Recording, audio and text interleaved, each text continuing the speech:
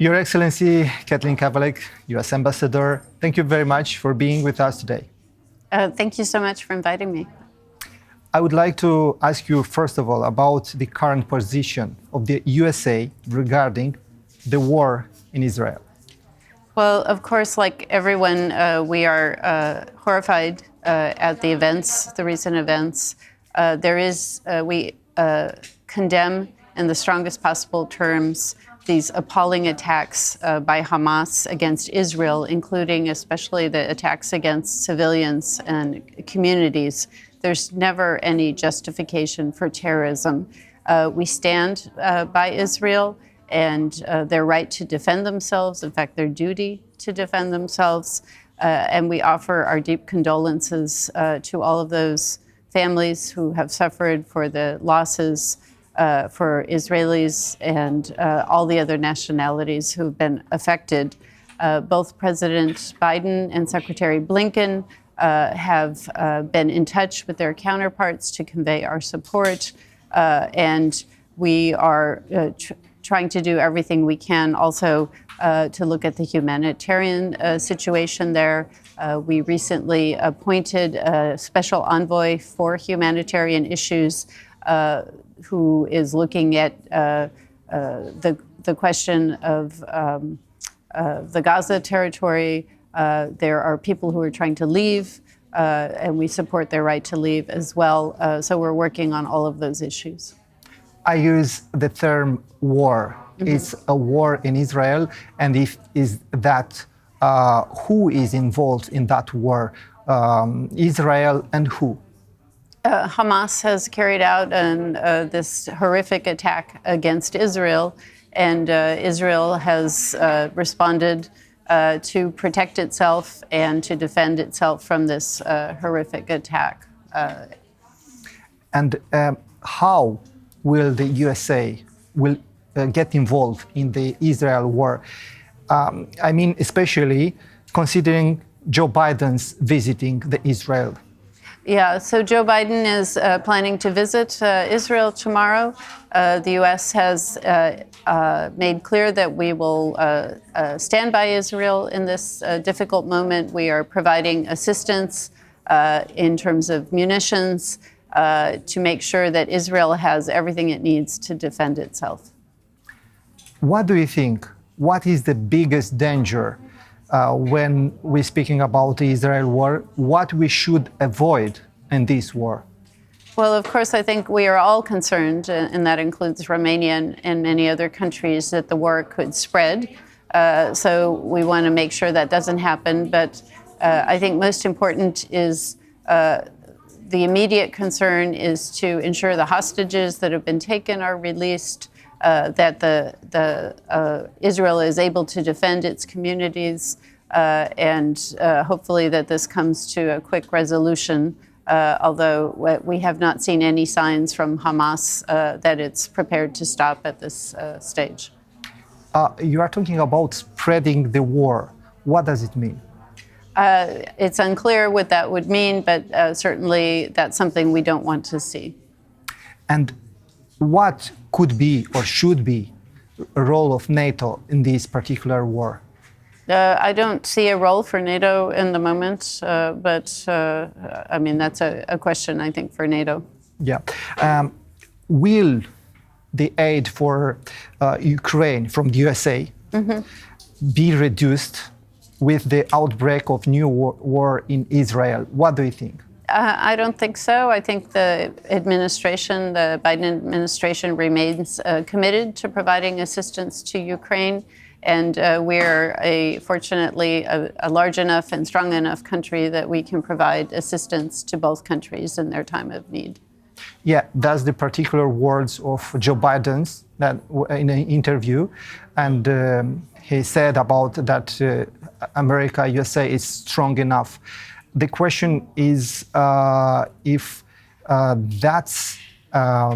there is a lot of war that could happen in entire world if it's too much for USA.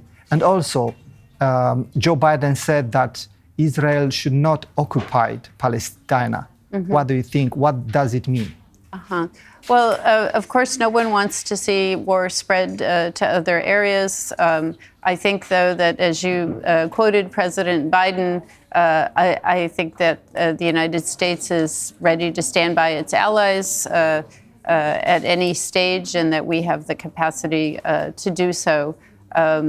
We recognize that there has to be a long-term solution to the question of Palestine, and we've always supported a two-state solution. So at the moment, those things feel difficult to achieve, but there has to be a moment when that kind of solution can be reached. This is why I'm asking you those question is just because we have a threat here, Russian threat. Yes. In Eastern Europe, and we just want to know if USA will reduce the attention on this particular war with Russia and Ukraine. No, absolutely not. I don't see that happening. And I know for sure, I've read on US Department website, Hamas is recognized as foreign terrorist organization. Why?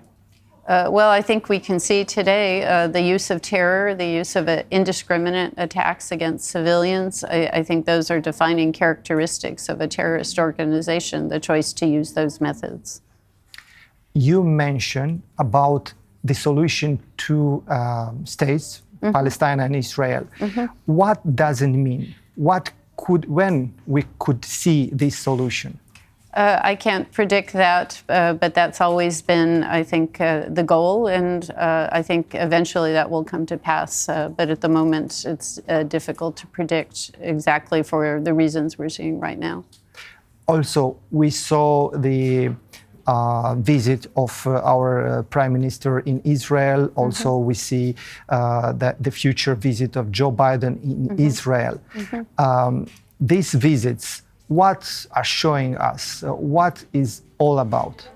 I think these visits are a tangible demonstration of support and solidarity for Israel in a moment of great pain and challenge. I think you see from both these visits that the United States and Romania are aligned in their solidarity for Israel and in their willingness to show support at a time of great need. My last question about Israel will be about civilian in Gaza Strip. Yes. There are a lot of bombing out there, and Palestine is complaining about what's happening to their civilian.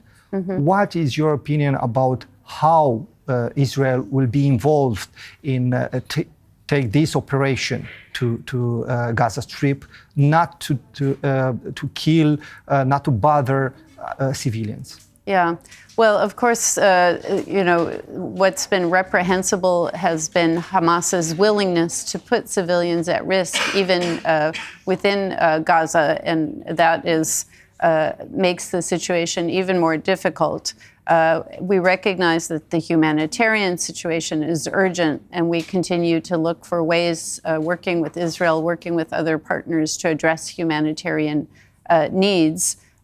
This is one of the topics that Secretary Blinken has been looking at in his travels around the Middle East and to Israel. And this is also why we have appointed a senior American diplomat, David Satterfield, to be a special envoy for humanitarian issues. This is something also that President Biden will be looking at when he travels there as well. And Blinken was negotiating 8 hours with mm-hmm. Netanyahu. Uh-huh. What does it show, and what does it mean for this situation? I think it shows that we're working very closely to make sure, first of all, that Israel has everything it needs, but that we see eye to eye on the way forward, and that we can continue to support Israel in this critical time. Yeah, and the visit of Joe Biden is to support Israel and to keep the peace out there and to keep the eye of civilian. What do you think? Yeah, I mean, as I said, we're very concerned about the humanitarian situation in Gaza. We realize there are many innocent people at risk. Many countries, including the United States and Romania, have citizens, dual citizens who live in Gaza. And so, of course, we're very conscious of those concerns and the risks that they face. We have all along said that the response to the attacks has to be in accordance with the rules of war and human rights concerns. It's also important that humanitarian assistance be able to reach those who need it.